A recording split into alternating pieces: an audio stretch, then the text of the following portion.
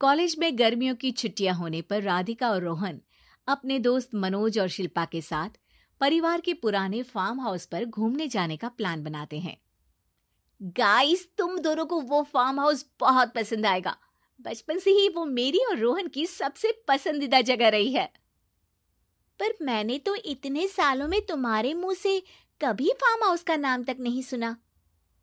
बचपन में farm house जाते थे, लेकिन फिर अचानक सबने वहां जाना बंद कर दिया और वजह कभी किसी ने बताई नहीं। पर अब हम चारों मिलकर वहां धमाल करेंगे। इसी तरह बातें करते कुछ घंटों का सफर तय कर चारों शहर से दूर ऊंची पहाड़ी पर बने राधिका और रोहन के फैमिली फार्म हाउस पर पहुंच जाते हैं। वाह यार, ये तो बड़ा ही सुंदर है।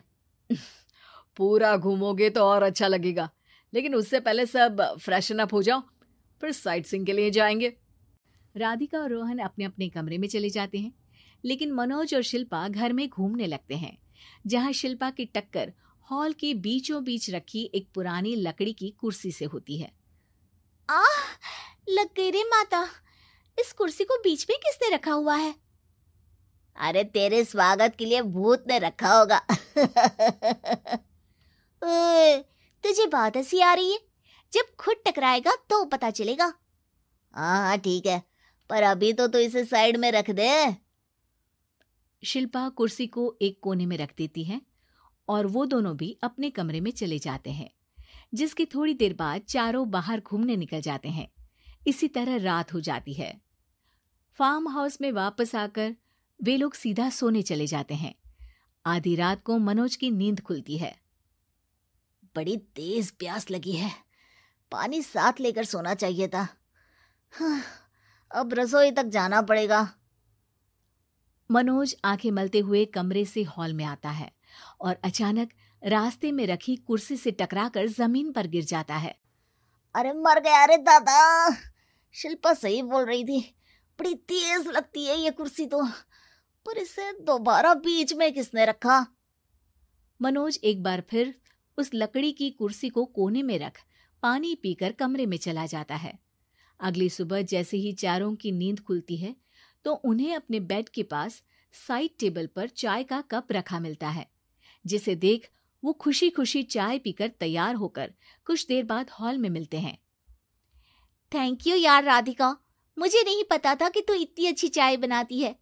वैसे मुझे उस बेड टी की बहुत जरूरत थी। ये और चाय, अरे इसे तो पानी तक उबालना नहीं आता।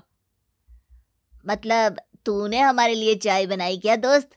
अरे चल पागल है क्या, इतना भी प्यार नहीं है मुझे कि तुम्हारे लिए बेड टी बनाऊं।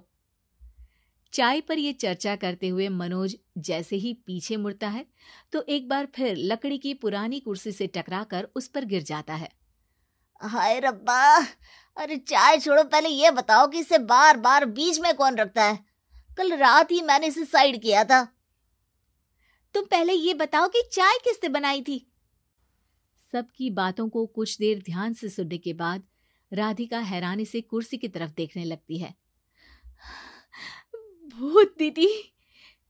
राधिका की बात सुन आपस में झगड़ रहे सारे दोस्त शांत हो जाते हैं। क्या बोला अभी तूने? अरे पर अब वो यहाँ कैसे हो सकती हैं? क्यों नहीं हो सकती? हमने यहाँ आना छोड़ा था, पर उन्होंने तो घर नहीं छोड़ा ना। और याद करो, ऐसे बेड के पास कप रखना और कुर्सी को कमरे के बीच में रखना, ये सब वही तो करती थी। ये तुम दोनों किसकी बात कर रहे हो? अरे जो भी हो, कुछ अच्छा तो बिल्कुल नहीं लगता। अब देखो, डरने की कोई जरूरत नहीं है। वो सालों से इस घर में रहने वाली भूत दीदी है। वो बचपन से ही हमारे यहाँ आने पर एक बड़ी बहन की तरह हम दोनों का ख्याल रखती हैं। ओए, पगला गया है क्या? शिल्पा, मुझे यहाँ नहीं रहना, तू भी मेरे साथ ही चल। ये दोनों तो पागल हो गए हैं। जहां मनोज डर से वापस जाने की बात कर रहा होता है, वहीं शिल्पा अपने फोन में बिजी होती है। क्या तुम्हें यहाँ की सिचुएशन समझ में नहीं आ रही जो फोन में लगी हो? जिसे जो करना है करो, मैं तो जा रहा हूँ। मनोज हड़बड़ाहट में अपने कमरे की तरफ जाता है, जिसके साथ राधिका और मोहन भी उसे रोकने के लिए पीछे पीछे जाते हैं, लेकिन शिल्पा वो तो अभी भी फोन में लगी रहती है।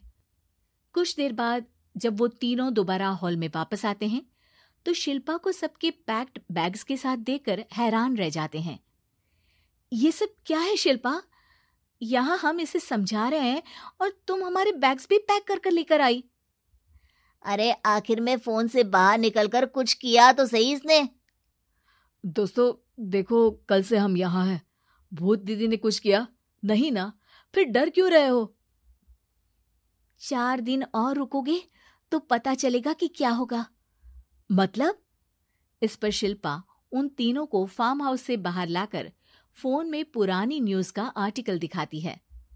सालों पहले यहाँ रह रही औरत ने अपने दोनों बच्चों को सुबह सुबह दूध में जहर पिलाकर मार दिया और फिर हॉल में उस कुर्सी पर खड़े होकर खुद भी फांसी लगा ली थी। तुम्हारी बातों से मुझे इस केस की याद आ गई। गूगल किया तो पता चला कि ये वही फार्म हाउस है। अभी भी यहाँ रहना चाहते हो जिससे कुछ दिनों में वो सबको थोड़ा थोड़ा जहर देकर मार दे? अरे पर ये दोनों तो बचपन से यहाँ आ रहे हैं, फिर इन्हें अभी तक कुछ क्यों नहीं हुआ? वो तो पापा बताते हैं कि हम आते थे।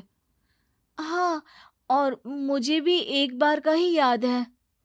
वाह, और कहानियां तो ऐसे सुना रहे थे जैसे सदियों से यहीं रहते हो। तीनों ये बात कर ही रहे होते हैं कि अचानक फार्म हाउस में से एक आवाज सुनाई देती है। मैं यहाँ किसी को जिंदा नहीं रहने दूंगी, किसी को नहीं। बस ये सुनने की देर ही होती है कि चारों डर से कांपते हुए तुरंत कार में बैठकर वहां से भाग जाते हैं।